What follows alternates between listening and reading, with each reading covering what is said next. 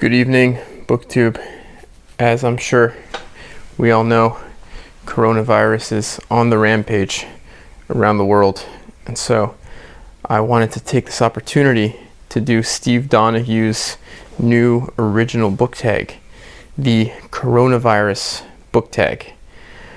I wasn't tagged, and I generally don't do these book tags.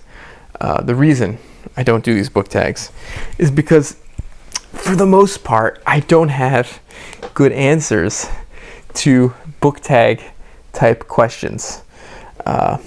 For example, question number 4 in this book tag is serious mortality rate, a book with a significantly noticeable body count.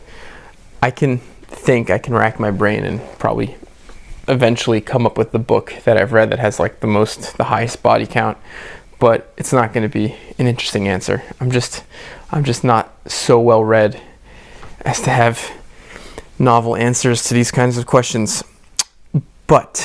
So I'm not going to answer all these questions. Instead, I figured I would limit myself to just one of his 7 questions. The one that I wanted to think about and answer. And that is question number 5. Quarantine prep. 5 books or series you want with you under house confinement. And the reason I'm interested in answering this question is because it feels pretty relevant to me right now. I'm not under quarantine. There's no medical requirement for me to be under quarantine, thankfully, but coronavirus is all around me in my city, in my state right now, New York State to be precise, and I am practicing extreme social distancing. I am choosing to not go out. Now, I think when Steve Donoghue wrote the question or asked the question, he intended it as sort of like you're stranded on a desert island kind of a thing. Like, what books do you use to keep you busy when you're going to have a lot of time to yourself? But I take the question in a slightly different way, because in this position of being socially isolated, my mind goes to certain books that I've read that deal with the theme and the imagery of plague. So I would like to share with you those books from my library that I'm thinking about now. The first one is Narcissus and Goldman. Now, the backstory of my relationship with this book. I read this book when I was really young. I must have been in middle school when I picked it up off the shelf in my parents' house, not really knowing what I was getting myself into. And I read it, and I did not like it.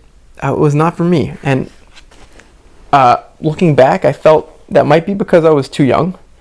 And so I recently reread almost the whole book. Haven't quite finished it, but revisited the book. And I found that in some ways I probably was too young to appreciate it the first time around, but also at a second time around, I don't really love it. It doesn't really resonate or speak to me. But the reason I revisited it and the reason I was curious to try it again was because I remembered in the back of my mind, even though it was so long ago, I remembered there was a description of plague, of the Black Death, and that description stayed with me. So here's the description that I highlighted in this book. This description of plague. Quote, "The whole region, the whole vast land lay under a cloud of death, under a veil of horror, fear, and darkening of the soul. And the empty houses, the farm dogs, starved on their chains and rotting, the scattered unburied corpses, the begging children, the death pits at the city gates were not the worst. The worst were the survivors, who seemed to have lost their eyes and souls under the weight of horror and the fear of death.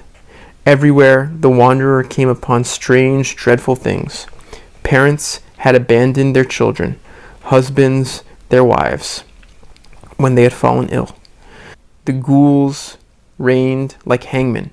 They pillaged the empty houses, left corpses unburied, or following their whims, tore the dying from their beds before they had breathed their last, and tossed them on the death carts. Frightened fugitives wandered about alone, turned primitive, avoiding all contact with other people, hounded by fear of death. Others were grouped together by an excited, terrified lust for life, drinking and dancing and fornicating while death played the fiddle. Still others cowered outside cemeteries, unkempt, mourning or cursing with insane eyes, or sat outside their empty houses. And we'll stop there. It goes on very beautifully, and I revisited this section and I loved it. Book number 2 is a short story from my collection of Edgar Allan Poe. Of course, the short story that I'm thinking about is The Masque of the Red Death. And it's a very short story, classic Edgar Allan Poe. Hits all the right Edgar Allan Poe notes of the grotesque, of his gothic, ghastly, morbid imagery. And it centers on a setting of plague. The story opens, quote, "The Red Death had long devastated the country. No pestilence had ever been so fatal or so hideous. Blood was its avatar and its seal, the redness and the horror of blood. There were sharp pains and sudden dizziness, and then profuse bleeding at the pores with dissolution. The scarlet stains upon the body, and especially upon the face of the victim, were the pest ban which shut him out from the aid and from the sympathy of his fellow men. And the whole seizure, progress, and termination of the disease were the incidents of half an hour." End quote. The story continues by describing the character and experience of this one Prince Prospero. Quote, "But the Prince Prospero was happy, and dauntless and sagacious. When his dominions were half depopulated, he summoned to his presence 1,000 hale and light-hearted friends from among the knights and dames of his court, and with these retired to the deep seclusion of one of his castellated abbeys. This was an extensive and magnificent structure, the creation of the prince's own eccentric yet august taste. Continuing, with such precautions, the courtiers might bid defiance to contagion. The external world could take care of itself." End quote. And the story goes on to describe this party that he holds, this sort of masquerade with all these rooms, very gothic, very surreal. And it describes, for me, it captures the experience of plague, of these kind of natural disasters, in the context of social stratification. When you have an upper class with the material means to seclude itself from the lower classes, which is what this Prince Prospero is doing, locking himself in his castle while everyone outside suffers. And of course, in modern times also, people with more means are able to afford stocking up on resources in a way that poorer people can't. And social inequality is more keenly felt, I think, and sometimes in these moments of distress. But of course, being that this is an Edgar Allan Poe story, does not have a happy ending for Prince Prospero. And I think the story sort of plays with this duality of the rich trying to block themselves off from the poor, from the pestilence outside, and living in seclusion, quarantined from the danger. But in the end, the Red Death infiltrates, because in the end, contagions don't discriminate by social class. And in the end, everyone is vulnerable. Moving on.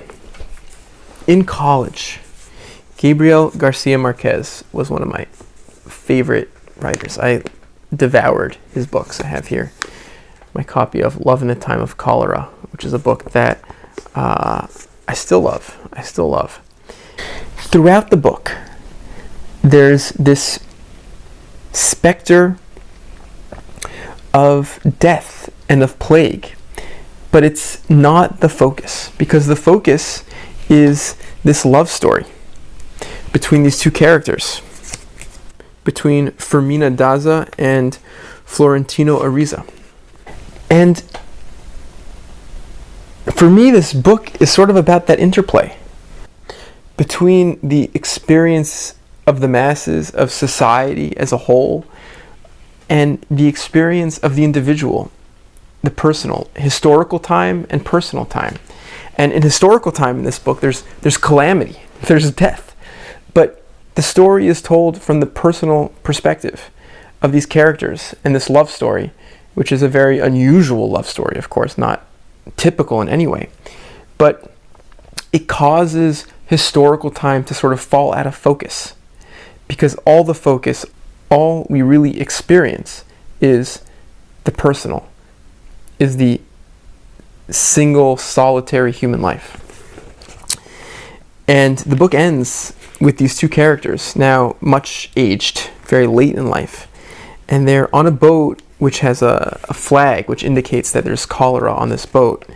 And because of that, they're unable to port. They're unable to get off the boat because no port will accept them because of this contagious disease that they have. And they decide that they're just going to go up and down the river. That's how the book ends. All right. Next is The Plague by Albert Camus. This is another book that I read really young. I was probably too young when I first read this book to really know what was going on. I didn't like it that much first time around, but on subsequent reads, I did like it. I will tell you why I think I love this book so much. I'm going to give one quote from very early on in the book. It's a quote that I think about a lot now, and I think about a lot when I see the different reactions that people have in my own life, in my own community, to this coronavirus. Quote, "When a war breaks out, people say, it's too stupid, it can't last long. But though a war may well be too stupid, that doesn't prevent its lasting. Stupidity has a knack of getting its way, as we should see if we were not always so much wrapped up in ourselves." End quote. And so this idea that there's this normalcy bias. Human beings have a hard time thinking about catastrophe. I think often we lack a catastrophic imagination. People assume that if your life is good, if things are good, it's going to continue. And until you're really hit in the face with catastrophe, it's hard to believe that things can get really bad. And I think that's sort of where we are right now in America, like where I'm at in my community. That's sort of where I'm at with my family. There's like this sort of disbelief in a lot of people. And what the book The Plague reminds me of is that things really can get bad, even if it feels so foreign and so hard to believe. Continuing in the book, quote, "In this respect, our townsfolk were like everybody else, wrapped up in themselves. In other words, they were humanists. They disbelieved in pestilences. A pestilence isn't a thing made to man's measure. Therefore, we tell ourselves that pestilence is a mere bogey of the mind, a bad dream that will pass away. But it doesn't always pass away. And from one bad dream to another, it is men who pass away, and the humanists first of all, because they haven't taken their precautions." End quote. So those are 4 books. I think Steve asked that we do 5 books. I don't really have a 5th book at hand. I've been thinking about the book and the band Played On quite a bit these days, which is sort of a classic work of nonfiction about the AIDS epidemic and just the human tragedies of that plague in the gay community and beyond in America in the 80s, and the criminal, evil neglect of the American government failing to act, the Reagan administration, for example, failing to take it seriously, failing to do anything about it. And so I guess that would be my 5th book. So there you go. Thank you, Steve Donoghue, for making this tag. And I hope everyone stays safe and washes their hands and gets through this unscathed. Have a good night.